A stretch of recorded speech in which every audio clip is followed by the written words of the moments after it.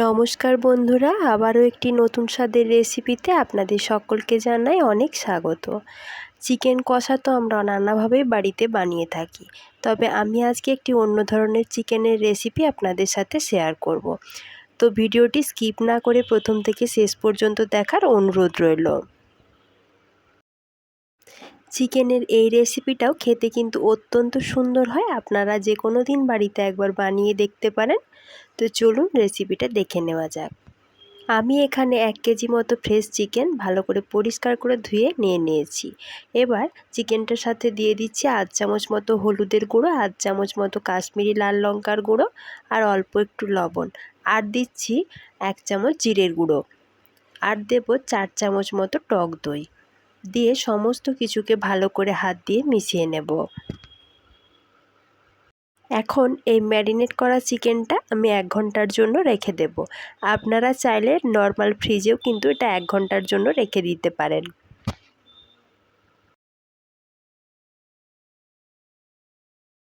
অন্যদিকে আমি একটি কড়াই নিয়ে নিয়েছি, তাতে দিয়ে দিচ্ছি 1 গ্লাস মতো জল।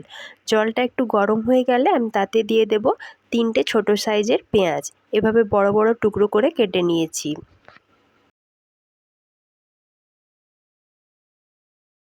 তার সাথে দিয়ে দিচ্ছি 15টা মতো রসুনের কোয়া আর 2 ইঞ্চ মতো আদা, আর দেব কয়েকটা কাঁচা লঙ্কা, আর দিয়ে দিচ্ছি তার সাথে 5 থেকে 7টা কাজু বাদাম দিয়ে এটা 5 মিনিটের জন্য ফুটতে দেব।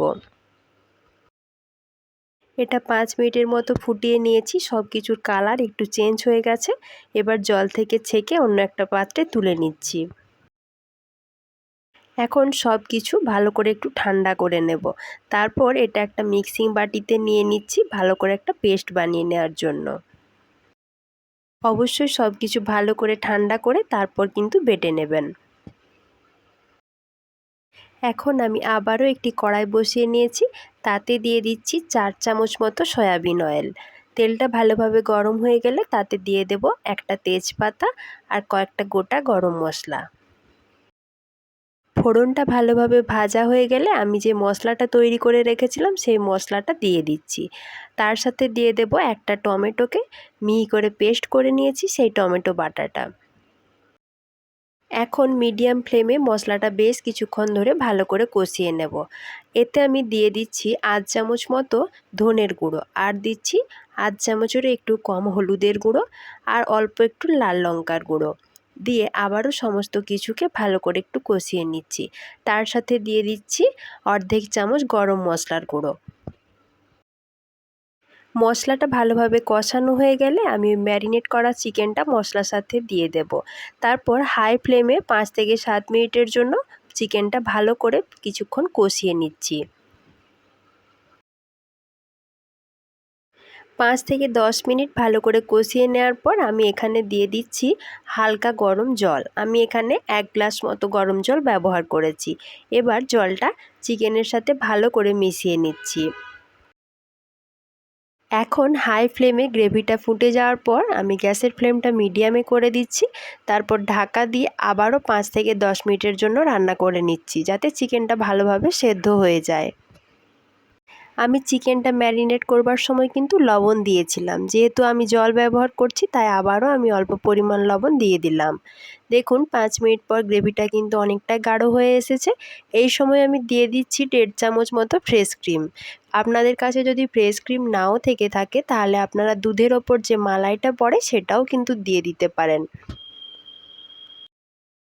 এখন আবারও আমি সমস্ত কিছুকে ভালো করে মিশিয়ে নিচ্ছি।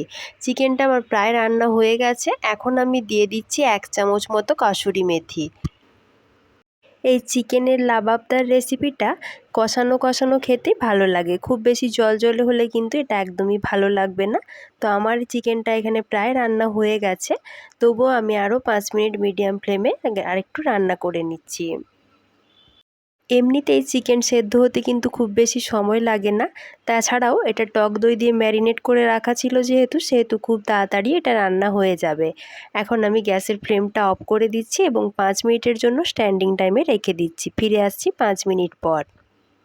দেখুন 5 মিনিট পর ঢাকাটা খুলেছি, দেখতে কতটা লোভনীয় হয়েছে, খেতেও কিন্তু অসাধারণ হয়। আপনারা এভাবে বাড়িতে যে কোনো দিন একবার বানিয়ে দেখবেন। আশা করছি আমার আজকের রেসিপি আপনাদের ভালো লেগেছে। ভালো লাগলে একটা লাইক করবেন এবং সকলের মাঝে বেশি করে শেয়ার করবেন।